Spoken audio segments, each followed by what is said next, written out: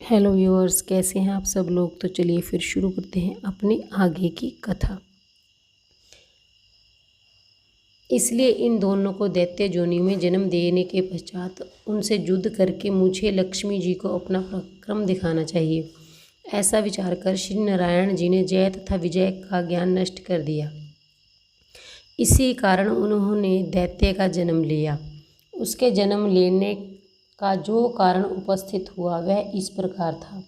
एक दिन सनक, सनंदन, सनातन तथा सनत कुमार ये चारों भाई श्री नारायण जी का दर्शन करने के लिए बैकुंठ में जा पहुँचे।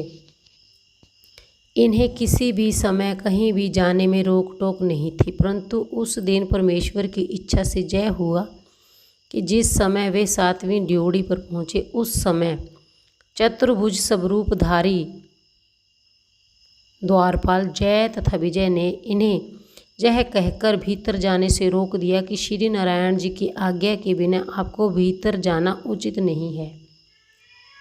जय विजय द्वारा कहे गए इन शब्दों को सुनते ही सनत कुमार जी ने अत्यंत क्रोध कर कहा, हे मूर्खों, बैकुंठ नाथ श्री नारायण जी ने हम लोगों को भीतर जाने के लिए कभी मना नहीं किया होगा, क्योंकि वे ब्राह्मणों का सम्मान दूसरों की अपेक्षा अधिक करते हैं। यह सब तुम्हारी दुष्टता है जो तुम हमें इस प्रकार रोक रहे हो। यद्यपि बैकुंठ लोक में किसी को काम, क्रोध, मोह, लोभ आदि नहीं व्यापते, परंतु आज तुमने हमारा अपमान करके हमें क्रोध दिलाया है। इसलिए हम यह चाहते हैं कि तुम दोनों काम, क्रोध, लोभ, मोह आदि से भरे मृत्यु लोक में जाकर दैत्य योनि में जन्म ग्रहण करो। इस शाप को सुनते ही जय विजय का अहंकार नष्ट हो गया। तब वे अपनी भूल पर पश्चाताप करते हुए श्री सनत कुमार जी के चरणों में गिर पड़े तथा इस प्रकार कहने लगे, हे प्रभु, अब हमें अनुभव हुआ कि हमारे बुरे दिन आ गए हैं, इसलिए हमसे ऐसा महान अधर्म बन गया है। हे प्रभु, आप हमारा अपराध क्षमा करते हुए यह बताने की कृपा करें कि दैत्य योनि से हमारा उद्धार किस प्रकार होगा।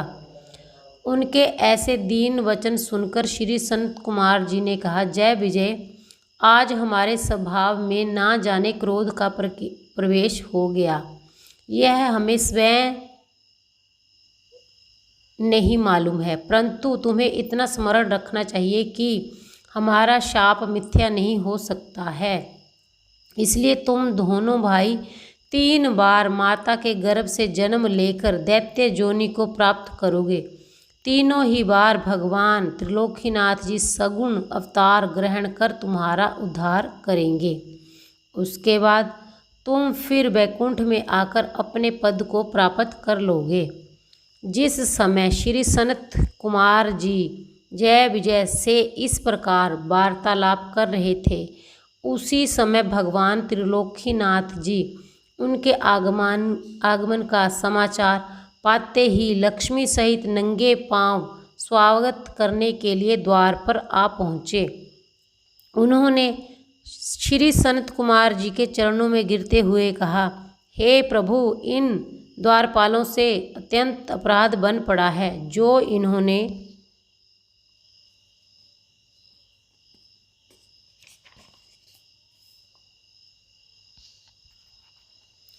आपको मेरे पास आने से रोक दिया था। मेरी पत्नी लक्ष्मी तो आपसे कुछ पर्दा करती ही नहीं थी, क्योंकि स्त्री का पर्दा करना केवल अधर्म के स्थान पर ही आवश्यक है। फिर भी जो इनसे अपराध हुआ उनके लिए मैं बारंबार क्षमा मांगता हूँ। श्री नारायण जी के इस विनम्र व्यवहार को देखकर श्री सनत कुमार जी ने मन में विचार किया कि देखो, श्री नारायण जी कितने नम्र है कि जिन त्रिलोकीनाथ के चरण कमलों का ध्यान ब्रह्मा तथा शिव आदि देवता एवं नारद आदि ज्ञानी ऋषि मुनि अपने हृदय में धरते हैं तथा उनकी कृपा पाकर भव सागर से पार उतरते हैं। जो तीनों लोकों के स्वामी तथा उन्हें उत्पन्न करने वाले, वे ऐसे ही दीन वचन सुना रहे हैं। इनका ब्रह्मण देव नाम वास्तव में सार्थक है।